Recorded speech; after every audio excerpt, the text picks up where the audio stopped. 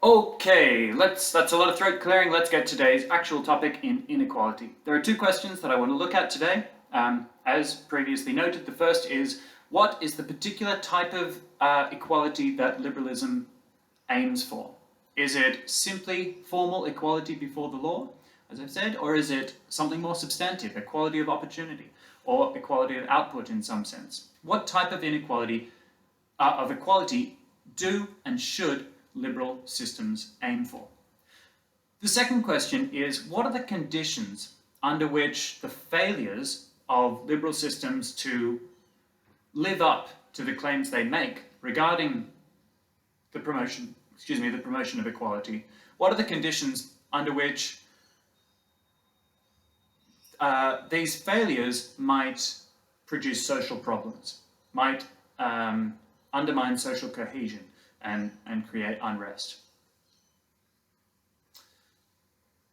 Okay, so before we get to those questions, and before I give you a few technical points from John Rawls, here to my left is Amartya Sen, a great academic, winner of a Nobel Peace Prize. He is of a decent age at this point, as you might have deduced from the fact that I've said a reading from the late 1970s, but a really enjoyable writer, and I very much urge you to seek him out.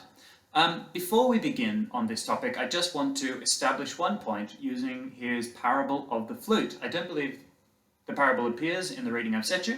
I'm pretty sure it comes from a book called The Idea of Justice. Here we go. You walk into a room that's filled with toys, and three children are fighting over a flute. And you push them away from each other, you stop them fighting, and say, "What's going on here?" And the children say, we all want to play with the flute, but only one of us can play with it. And two of us are going overseas tomorrow, we're about to leave, we can't share the flute, we can't take turns, only one of us can have the flute, and we all think we're the one that should have it. And then one of them says, "Well, you're an adult, you could decide for us. You could adjudicate." You say, "Well, yes, sure, it's true, I am an adult. How about I hear all your cases. How about each of you tells me in turn why you think it's you that should get the flute, and I'll make a decision." And the first kid, who you say, well, stop crying. He's got torn pants, he's blotchy red nose, he's red eyes. He's clearly got the worst of the fight so far. And you say, "Look, stop crying. What's your name?" He says, "David." And you say, "Okay, well, David, why do you think you should get the flute?" And David says through tears, These two kids have so many toys. Look at this room. Hundreds of toys. I have 0 toys. I grew up in a poor family. I have no toys. If I got this one flute, that would be my only toy.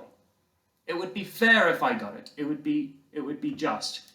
And you say, "All right, come on, wipe your nose. That's a very good claim. I think you guys, the two of you, do have hundreds of toys, but little David has no toys. Why don't we just let him have this one?"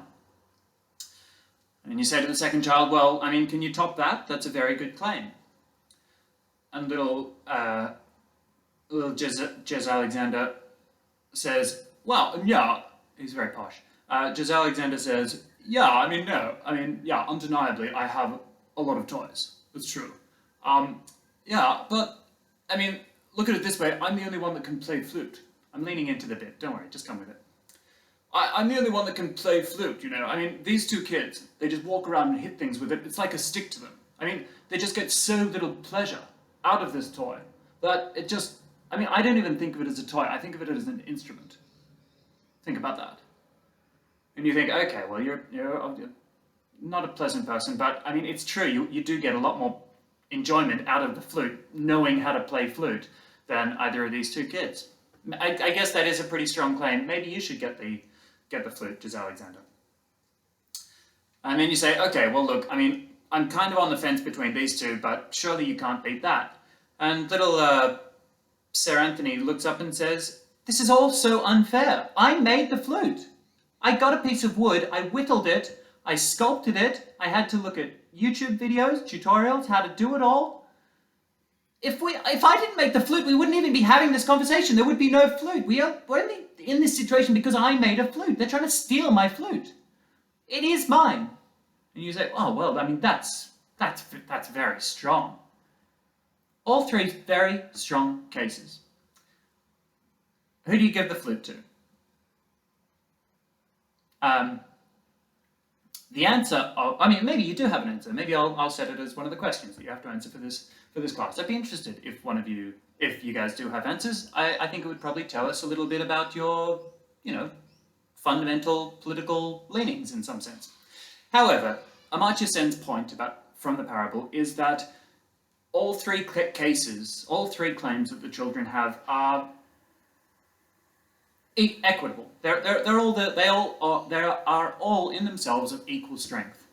Obviously, the first case, the little David is a claim based on equity, the promotion of equity. Ms. Alexander's case is for utility, who says the way to maximize utility in this situation is to give the toy to the kid that knows how to use it. That maximizes happiness in the situation. And little Sir Anthony's claim is on a basis of liberty. And Sen's point is that you can never ultimately, fundamentally, forever order these principles of equality, utility, and liberty.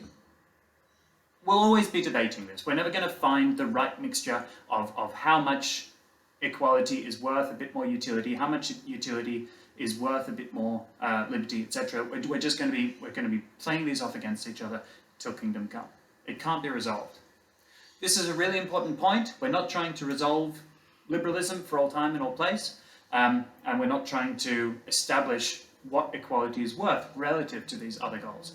We're trying to think about its place within a liberal setup, despite this problem of ultimately never being these goals never being ordered.